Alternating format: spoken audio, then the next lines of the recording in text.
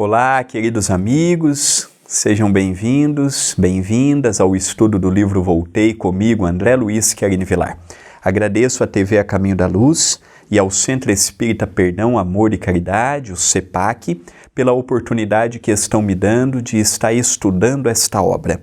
Agradeço ao médium Chico Xavier e ao espírito Irmão Jacó, que é o pseudônimo de Frederico Figner, pela oportunidade que estão me dando, deixando esta obra fantástica que, para mim, me traz tanto conhecimento, tanta meditação e tanta reflexão.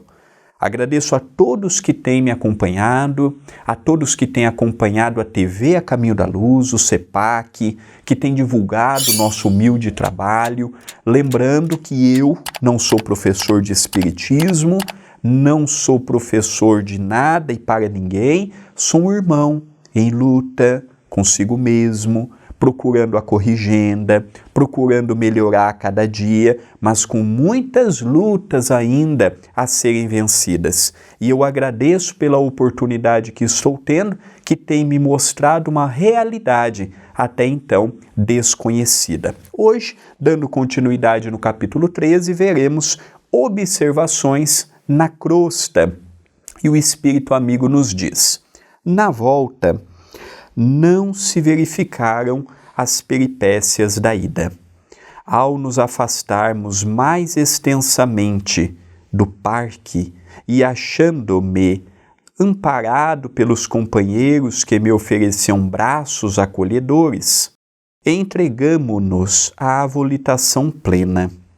Perdurava em mim a impressão de viagem na linha horizontal, mas lembro-me de haver contemplado curiosamente a grande ponte que o facho luminoso destacava, espaço a espaço, calculando que íamos agora não só rapidamente, mas em maior altura.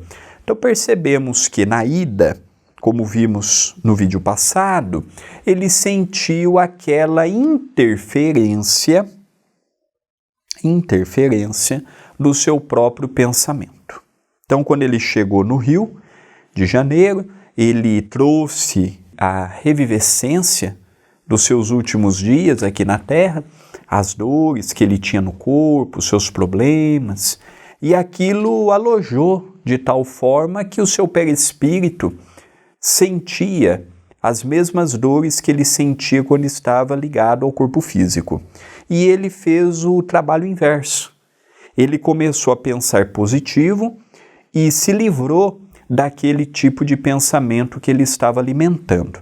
E agora, ele conta que na volta, já equilibrado, centrado, sereno, ele não sentiu aquelas mesmas dificuldades na véspera, e que isso foi muito bom para ele, o equilíbrio, o domar o pensamento, o ter a serenidade suficiente para ver determinadas coisas, sentir determinadas coisas e não guardar em si aqueles fragmentos que tanto lhe importunava.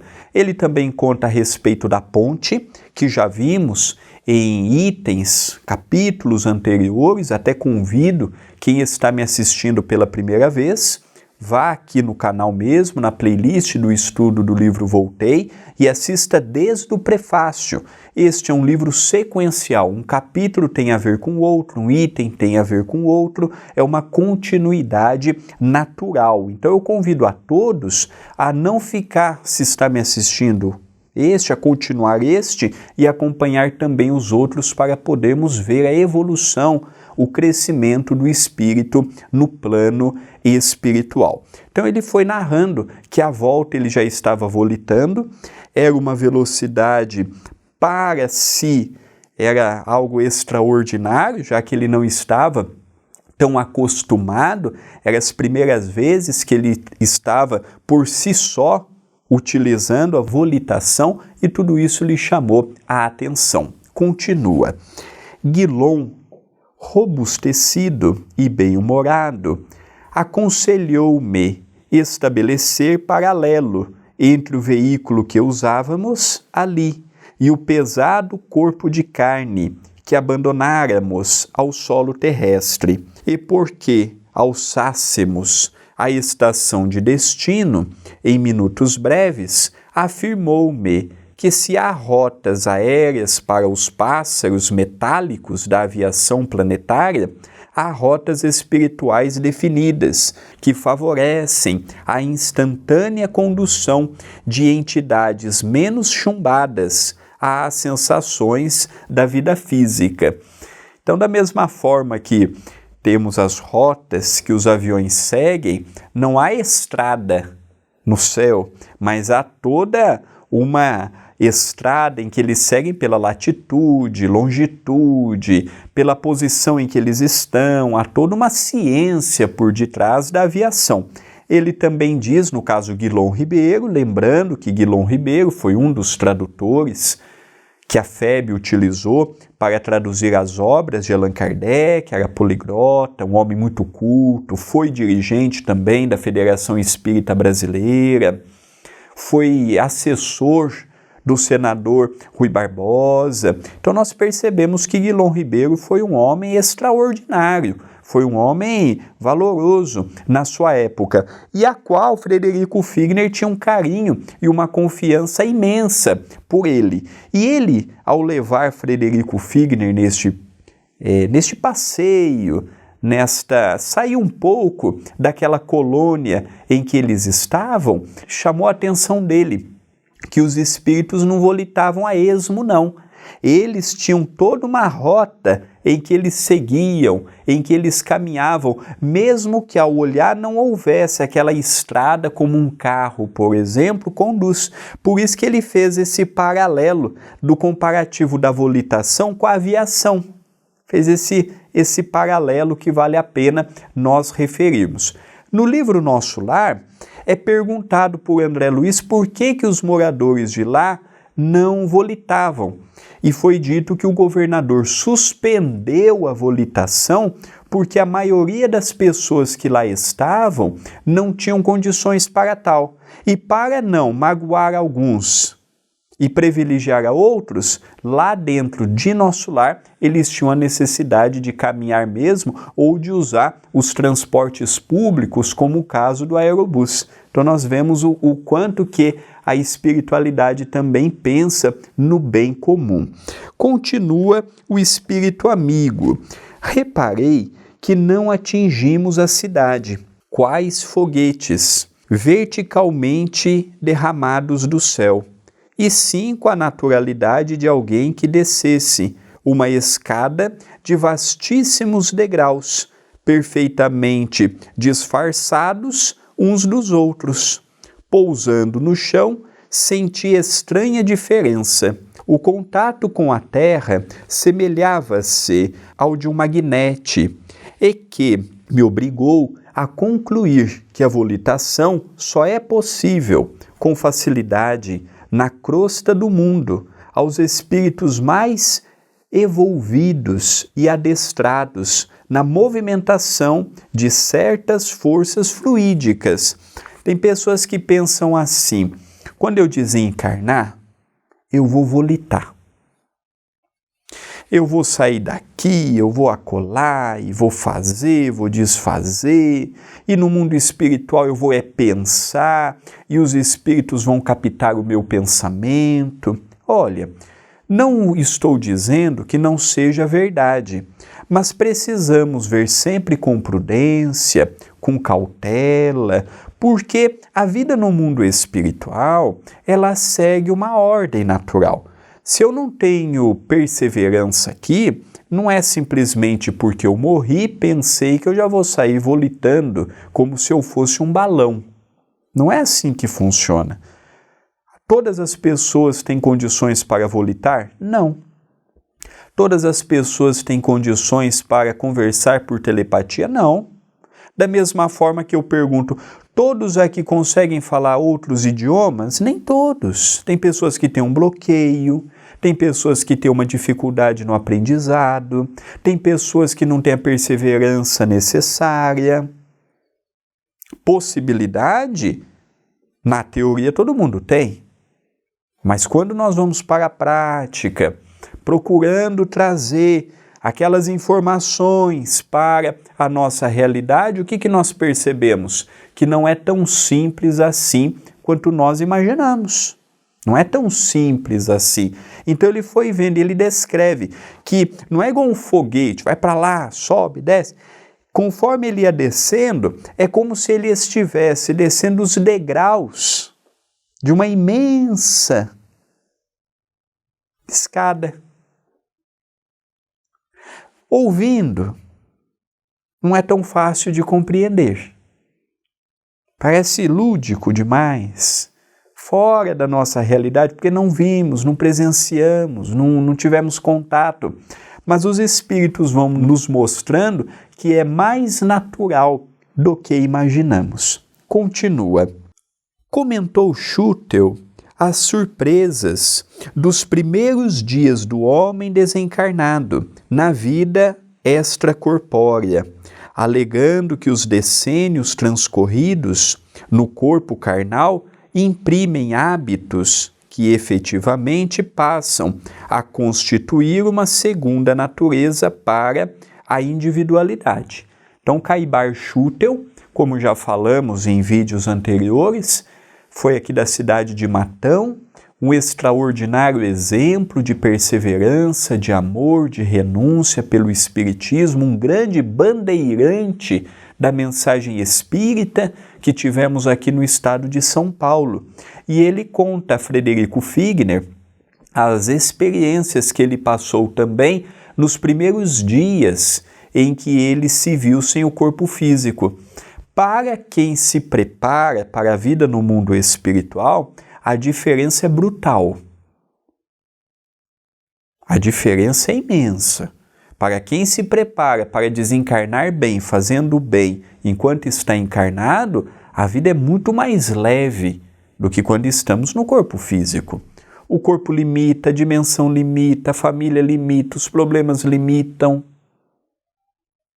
Então ele foi contando que ele também estranhou, que ele também se sentiu um peixe fora d'água, como acontece com tudo que é novo para nós, um trabalho novo, quando nos casamos, quando a família amplia e vem os filhos, quando mudamos de casa, quando mudamos de emprego, quando mudamos de centro espírita. Tudo que é novo nos traz, no princípio, aquele desconforto, nos traz aquela incerteza, nos traz até aquele frio na barriga, aquela sensação. Sentimos um frio na barriga e não sabemos como mais descrever, mas sentimos. O novo nos traz esse impacto. Para o espírito recém-desencarnado, é a mesma coisa. Por mais que ele fale da morte, que a vida continua do outro lado, por mais que ele sabe que se ele foi uma pessoa boa, justa, honesta, digna, que imperfeita ainda, porque quando nós falamos disso, já logo imaginamos assim, eu não sou uma pessoa assim. Nós temos que ser isso comparado com nós mesmos. Será que o André de hoje é mais justo do que o André de ontem? Será que o André de hoje é mais calmo do que o André de ontem? Será que o André de hoje é mais companheiro do que o André de ontem? O meu comparativo não é com o outro. Não é com o colega do trabalho, não é com o familiar, não é com o companheiro no centro espírita. O meu comparativo tem que ser comigo. E eu não tenho que analisar se o outro está evoluindo ou não. Jesus mesmo disse, cada um segundo as suas obras. Cada um está no seu momento, cada um está fazendo o que pode, cada um está caminhando conforme o que tem condições. Isso é o importante. E não analisar se o outro está evoluindo, crescendo, melhorando, regredindo. O meu comparativo tem que ser o André de hoje com o André de ontem. E nessa média eu vou ter ideia do que será o André no amanhã.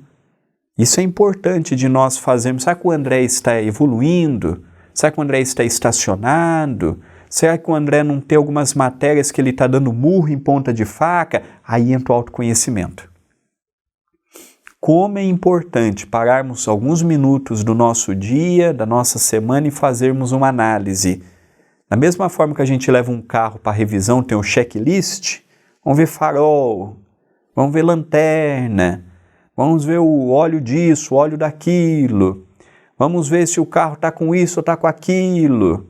Nós precisamos também fazer um checklist, checar se a perseverança está ativa, se a bondade está ativa, se a vontade de se tornar uma pessoa melhor está ativa, ou se eu entrei no piloto automático e vou que vou. Seja o que for, estou ali no modo automático. Aí não leva a lugar algum. Continua o espírito amigo.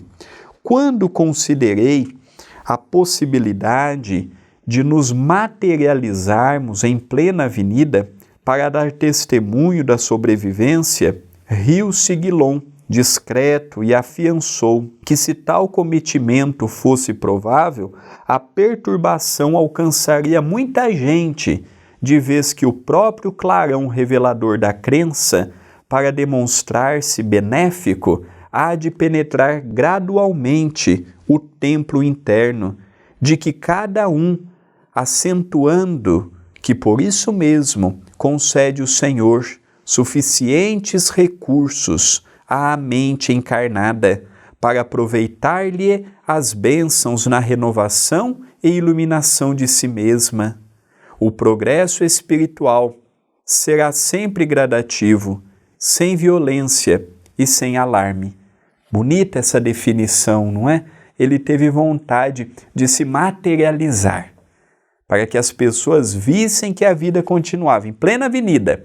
Guilom riu e disse assim: não podemos ofuscar o certo e o errado das pessoas. Acredita quem quer acreditar, não acredita, está tudo certo. O Espiritismo não obriga ninguém a nada. Se tem uma coisa que eu nunca fiz nessa vida, foi entrar em debates sobre religião com ninguém. Eu estou sempre disponível a conversar sobre o Espiritismo com quem queira, mas sem gracinha. Eu respeito os outros e obrigo as pessoas a me respeitar. Quer aceitar o que eu falo? Aceite. Não quer aceitar? Não há problema, eu não sou o dono da verdade. Eu não sou ninguém na ordem do dia. Se eu morrer amanhã, vai vir alguém melhor do que eu. Se amanhã eu não estiver à frente do centro, vai ter alguém melhor do que eu. Quer conversar de religião comigo? Eu estou aberto. Mas desde que seja uma conversa produtiva. Não obrigar ninguém a ser espírita.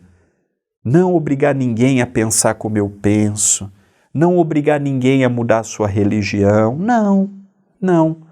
Vamos conversar sobre ideias, debater ideias, ouvir, aprender. Quantas coisas eu não aprendo. Aqui em Itapera nós temos o Padre Pedro.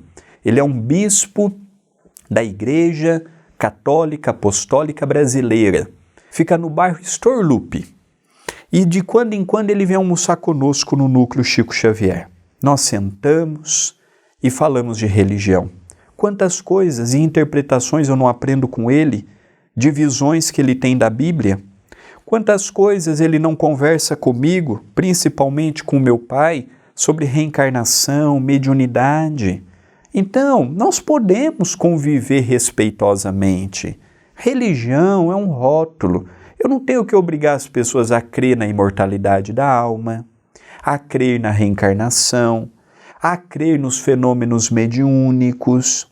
Crer é aquele que acredita, aquele que vê, aquele que acha que é o melhor. Do contrário, nós precisamos nos respeitar. A vida passa, nós vamos mudando nosso ponto de vista e daqui nós não levaremos nada. Nós não levaremos dinheiro, nós não levaremos fortuna, nós não levaremos casa, mas podemos levar inimizades. Podemos levar pessoas vibrando contra nós por uma discussão que não precisaria nascer. Tem coisas que não tem como se discutir. Religião é crença. Acredita, acredita. Não acredita, não acredita. Os espíritos não estão aqui para se materializar e dar prova. Eu só vou acreditar nos espíritos se eles provarem a existência deles. Não. Os espíritos não estão para provar para ninguém. Nós temos um farto material, filosófico, científico e religioso dentro do espiritismo. Quer a prova? Estude, leia, medite e tire as suas próprias conclusões. Queridos amigos, queridas amigas, estamos terminando o episódio de hoje do estudo do livro Voltei. Agradeço a todos que nos acompanharam, agradeço à TV A Caminho da Luz, ao Centro Espírita Perdão, Amor e Caridade, o CEPAC, e peço a sua ajuda ao nosso canal que é monetizado. Deixe o seu gostei, deixe o seu comentário no vídeo, compartilhe para que novas pessoas possam chegar até o nosso canal, até o nosso estudo. Se inscrevam no canal, habilitem as notificações e se tornem membro do canal. São pequenas ações que muito nos ajudam. Até o nosso próximo encontro.